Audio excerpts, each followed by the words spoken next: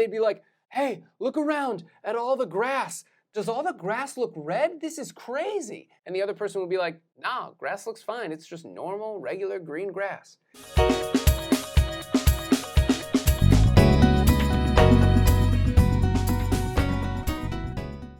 Today is going to be fun, because today we're talking about inverted qualia. Qualia is a word for experience, how mental phenomenon seem from the inside, what it's like to have a certain experience like seeing a color or touching a smooth surface or a rough surface, what it feels like, what it's like to ride a roller coaster or be in love or see something red or whatever. And the qualia is inverted. Well, that means it's just flipped. Let me give an example to illustrate what I'm talking about. Suppose that someone woke up tomorrow and their red experiences and green experiences were switched. That is, every time they saw a red object, it looked like this. That's supposed to be a fire truck, right? Okay, so it's a fire truck, but notice it looks green. And then every time they saw a green thing, it looked like this. That's supposed to be grass, and I don't have a red marker, I have a pink marker, but just imagine that that's red. Okay, so this person wakes up one day, and all of a sudden, on this day, for the first time in their life, fire trucks look like this, and tomatoes look like this, they look to have this color, and roses, they look like this, and grass looks like this, and leaves, and vegetables, or whatever that normally look green, now they all look in the reddish way. Okay, what would happen? Well, they would say something. Like they'd say something to their neighbor and they'd be like, hey, you see that fire truck over there? Does that look green to you? And they'd be like, nah, what are you talking about? That's a regular fire truck. Looks red to me. And they'd be like, hey, look around at all the grass. Does all the grass look red? This is crazy. And the other person would be like, nah, grass looks fine. It's just normal, regular green grass. And this person would be freaking out, and they'd go to the doctors, and the doctors would refer them to other specialist doctors, and they'd get diagnoses, and they'd go into the fMRI machines, and they'd have their brain scanned. It'd be a whole thing, right?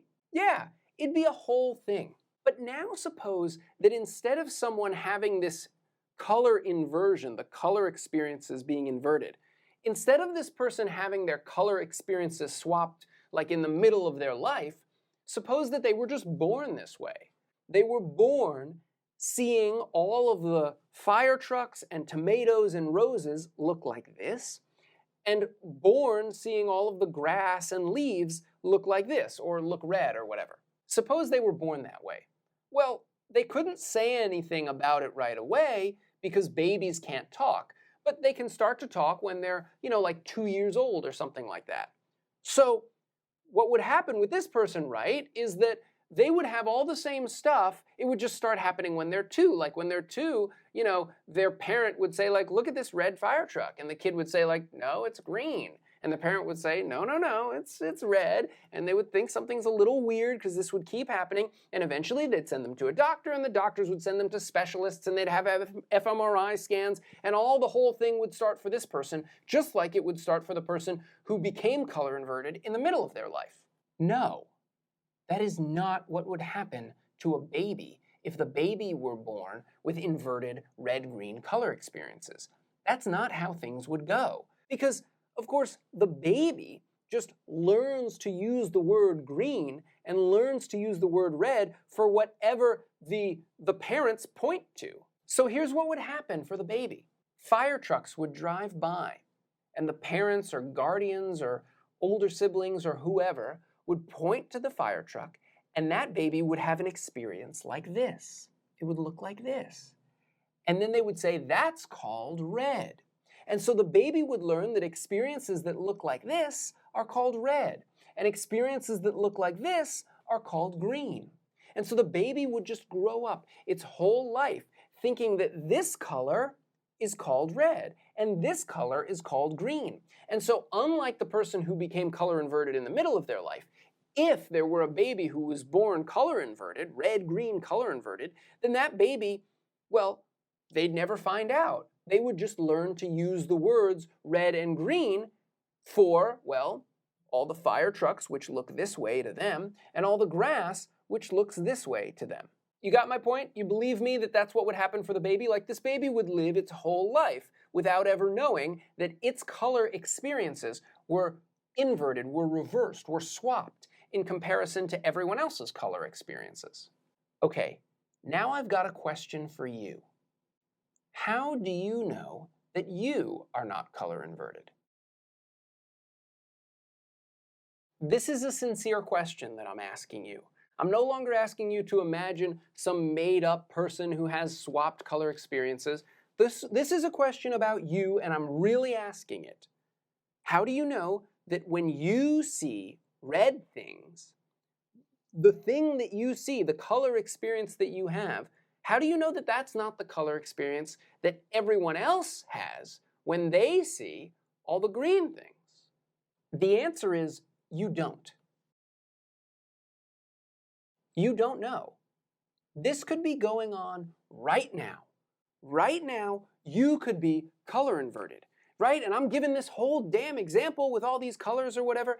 It could be that every time everyone else has ever seen a rose or a tomato or a fire truck, they get an experience like this, like the experience like you get when you look at this green bit right here.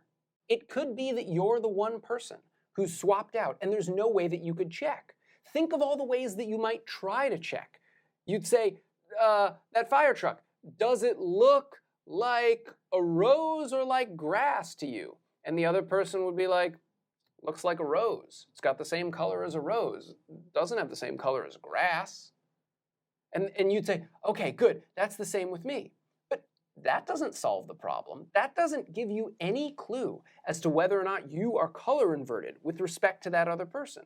Because if you see all of the red stuff the way that they see all of the green stuff and vice versa, well then of course you would both say that fire trucks and tomatoes and roses all look to have the same color. It's just that to you they look a certain way and to this other person they look a different way.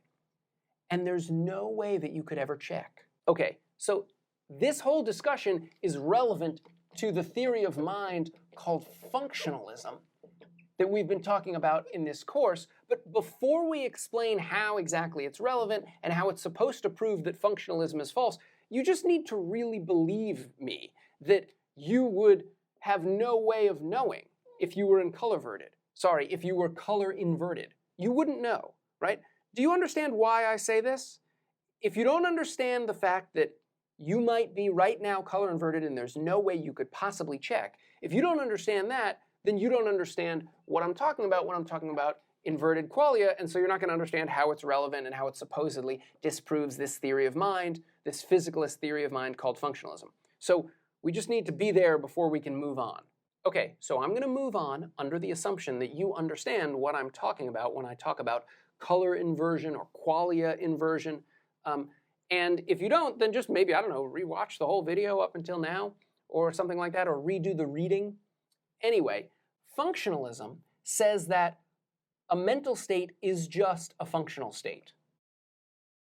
Right? If you're not on board with this, then you should go back to the video about functionalism, which I will link to in the description or whatever if I can figure out how to do that.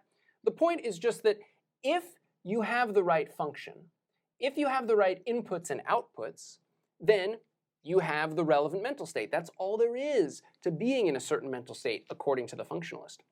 But here's the thing. If qualia inversion is possible, then what we have is we have two people who have different mental states, right? To one of them, fire trucks look like this, and to the other one, fire trucks look like this, color-wise, that is, right? So the mental states of two people who are color inverted are different, but the functional states are the same, right? They're still going to behave the same way. They're still going to take the same inputs, that is, all the visual data coming from the fire truck, and give the same outputs. They're going to say red. They're both going to say red. So same inputs and outputs, that's why the word same is over here, but different mental experiences. But if you can have the same of this and a different one of these, then these two are not equal. They're not identical. They're not the same thing. If color inversion is possible, and it sure seems like it's possible, well then the functionalist theory of mind, functionalism, is false. Okay, so what the functionalist has to do in responding to this, the only thing that the functionalist can do, really, is to suggest that even though the inverted qualia thought experiment, even though this fictional scenario where one person is color inverted relative to another person, even though this seems possible, it seems totally coherent, it's actually not. It seems possible, it seems to make sense at first, but when you think about it a little more clearly, it turns out to not make sense. This does happen sometimes. Like sometimes someone describes something and it seems like it makes sense and it seems like it's possible and it seems like you can imagine it, but then it turns out that it's not possible, you can't imagine it, doesn't make any sense at all. Here's an example. Consider the possibility that to one person, everything looks much bigger, like twice as big. Okay, right, so like when they walk outside and they see an office building, to everyone the office building looks to be, as big as it is, but to this person it looks twice as big. But it's not just the office building. We're supposing that to this person, everything looks bigger. So the sky in the background behind the office building looks bigger, and the tree next to it looks bigger. So the office building isn't bigger relative to the tree, because the tree is also twice as big. And the ground is also twice as big. And even when they look down at their own hands and feet and their own body, and even when they can see their own nose sort of out of the corner of their eyes, all of it, everything looks bigger. Okay, so you can imagine how this person's life is different, how things look differently to this person than to you? No, you can't, because that doesn't make any damn sense. If everything looked bigger to this person, well then everything would look exactly how it looks to you, right? It's not like your visual field is just a bunch of stuff right here with some gray outline or something like that. No. Like, your visual field takes up the whole thing. So if everything looks bigger, well then it just looks exactly the same, right? Things can only look bigger relative to other things. If everything looks bigger, then that's just how it looks. Okay, that was just meant to be an example of a scenario where the first time it's described to you, it can seem possible, it can seem imaginable, but then when you think about it just even a little more, you realize, oh, no, that's not really possible. And that's what the functionalist is going to have to say about inverted qualia. It seems like these scenarios where people's color experiences are swapped seems possible, but it can't be possible. It's not actually possible at the end of the day or whatever. One way that the functionalist can try to respond to the inverted qualia thought experiment or whatever is by saying that actually the functional states would never really be the same. They would really be in some small way different, always. Here's how this goes on page 12 in the reading, if you're following along. The first argument against the possibility of the inverted experience hypothesis is that certain colors look pure. That is, look to be a unique color and not a mixture of two other colors. Purple is a good example of this. Although purple is a mixture of red and blue, it doesn't look that way to us. We wouldn't describe purple as a reddish blue or as a bluish red. Rather, purple looks to be just that, purple. It doesn't strike us as a mixed color, but as a unique one. Red, green, yellow, blue, black, and white are examples of other unique or pure colors. But the color corresponding to purple in an inversion scenario is a yellowish green. Okay, so let me just interject to explain that. What this means is that when you swap red and green, you also have to swap a bunch of the other colors in certain ways. And so for a person who's red-green color inverted, all of the things that look purple to you would look greenish-yellow to them, and all the things that look greenish-yellow to you would look purple to them. But the color corresponding to purple in an inversion scenario, a yellowish green, would look to be a mixed color. So if you placed a purple eggplant in front of Sid and Rita, these are the people in the reading who are color inverted, and ask them, does this eggplant seem to have a mixed or pure color, Rita would say that it looks to have a pure color, while Sid would say that it looks to have a mixed color. So Rita and Sid would be behaviorally different. This entails that Rita and Sid would be functionally different, because part of the functional description of mental states is the outputs of those mental states, and the relevant outputs are just bits of behavior. Right, so that was all an example of how the functionalist responds by saying, really the functional states are different because some colors look pure and other colors look mixed.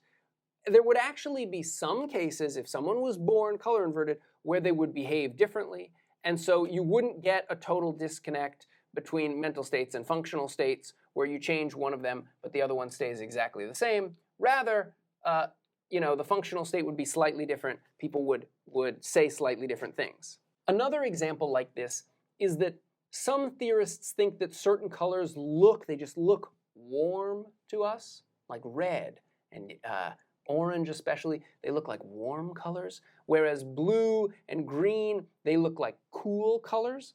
And so if you had two people who were color inverted, right, they would look at, say, a tomato, and you'd ask them, well, does the color of the tomato look like a warm color to you or like a cool color? And the person who had the normal vision where they saw the tomato as giving them the red experience, well, that person would say it looks like it has a warm color. But the other person to whom the tomato looked green, they would be like, oh, it's a cool color. That color is cool. Supposedly, according to one way that functionalists can respond to the inverted qualia thought experiment, is that would be another functional difference. I mean, we have to ask ourselves, though, whether or not we buy that there would be functional differences like this. You might think that we just learn to associate coolness with like blue and greenness or whatever because like ice is cold or whatever, and fire, which is red, is hot. And so we think of red as like a warm color, but there's no sense in which the color experience itself is warm. And also I should point out that proponents of the inverted qualia thought experiment and opponents of functionalism, they can always just say like, look, fine, functionalists, you're right, maybe red-green color inversion is impossible, but it could be that there's some other kind of experiential flipping, experiential inversion that is possible, right? So like light and dark experiences could be inverted. It could be that every time someone sees a dark experience that looks like that, right? To them it looks the way really bright experiences look to you. That's another kind of inversion. And just like with red-green color inversion, it actually, once you think about it, it seems like there'd be no way to tell. So the opponent of functionalism who's using qualia inversion to attack it, all they need is just one scenario like this to be possible. If one scenario like this is possible, then there's one scenario where you've got a different mental state when you've got the same functional state, and so mental states and functional states can't be the same. Okay, here's an interesting note to end on. It turns out that many scientists who study color experience think that color inversion is real. They think that out of every 10,000 men, and it's men actually, because men are the ones who tend to have a certain kind of color blindness that they think leads to inverted qualia experiences. Anyway, out of every 10,000 men, they think that 14 of them are red-green color inverted.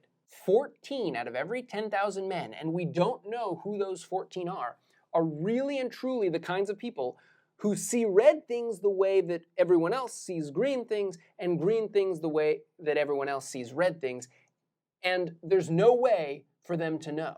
Let me explain how the scientists got to this conclusion. So you need just a very, very, very, very, very basic understanding of how color works in the eye, right? Okay, so you've got a human head, and then you've got the eyeball in there, and inside the eyeball are different, there's cones and rods, and the cones are the ones that detect color. There's my drawing of some cones inside the eyeball at the retina or whatever, I don't know. Okay, so there's two kinds of cones. There's the R cones and the G cones. Actually, there's 3 types of cones. There's also the B cones. And so actually everything that I say about the science here is going to be simplified a little bit, but the simplification isn't going to affect the ultimate point that I'm making, so we're going to run with it. Okay, so suppose that up here you've got the G cone. This cone right here, that's the G cone. And then down here, you've got the R cone for red. And coming out of each of these cones are different channels. The channels come out of there, and they go into the brain or whatever, and they cause the different experiences or whatever in the brain. Inside each of the cones, there is some photopigment, it's called. Here's the green photopigment. I'm trying to actually color it with the green color. And then inside the red cone is the red photopigment. There we go. The photopigment is just some like goop. And the thing about this goop is whenever light of the right wavelength hits that goop, that photopigment, it gets excited in it and it, then sends a signal out of the cone through the channel into the visual processing part of the brain. So what happens is, there's some grass out here. The grass is green, right? And it sends a wavelength, and this wavelength excites the photopigment inside the green cone, right?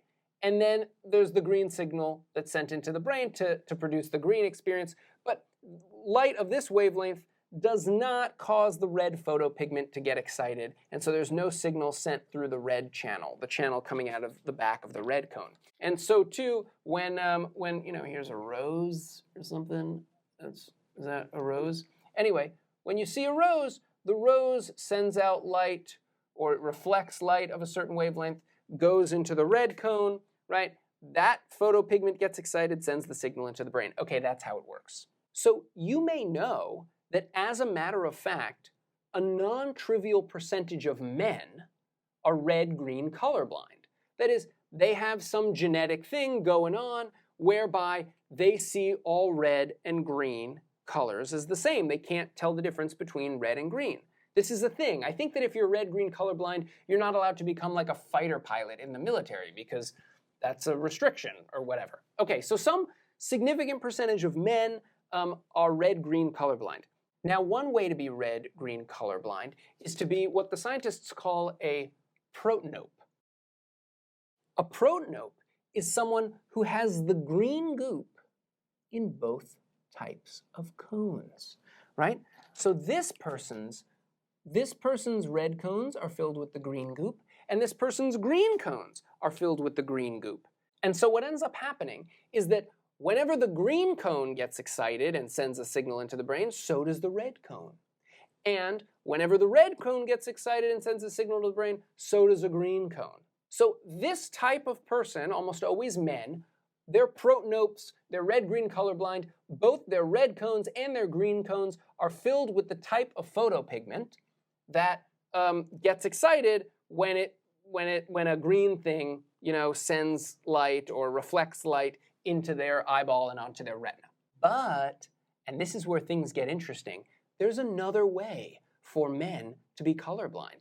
I don't actually remember the name of the other one, but the other way for men to be colorblind is that they have the red goop in both cones. Oh God, this is too small to erase. But you get the point, right? They have the red goop in the green cone, and they have the red goop in the red cone. So them too, they're colorblind also, right? When the red light wavelength goes into their retina, they get the signal sent through both channels, and the green light, it gets sent through no channels. So these folks are also red-green colorblind. They can't tell the difference between red and green either. Now here's the thing. The genetic sequence, or whatever, that produces both types of red-green colorblindness, they're not incompatible with one another. Like, one person could have both. That is, they could have the genetic sequence that causes the red goop to go into the green cone, and they could also have the other one that causes the green goop to go into the red cone. Such a person, if they had both of these genetic sequences at the same time, if they were born that way, they would be red-green color inverted. And scientists think that this must be true. They think that this is real. They think that there's got to be 4 out of every 10,000 men walking around out there who have both types of unusual genetic sequences, and so they're just color swapped. They've got the one that sort of accidentally, as it were, puts the red goop in the green cone, and the green photopigment or the green goop in the red cone.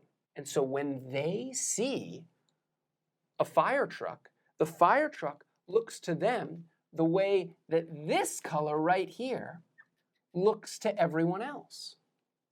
And when they see some grass, the grass looks to them the way that this color, or something like this color, the actual red, looks to everybody else. The problem is we can't identify these people. We can't identify them with the same color blindness tests that we use on regular protanopes or whatever the other one is, because they can tell the difference between the two. And so they learn to use the word red for this experience, and they learn to use the word green for this experience, and so they're just walking around, and they're color inverted, and they don't know it, and no one knows it. And statistically, if you're a man, or a biological male rather, then there's a 14 in 10,000 chance that you are one of them. That's all. Remember, the point of all this was to disprove functionalism, which is a version of physicalism, and next time we're going to talk about some more problems with functionalism.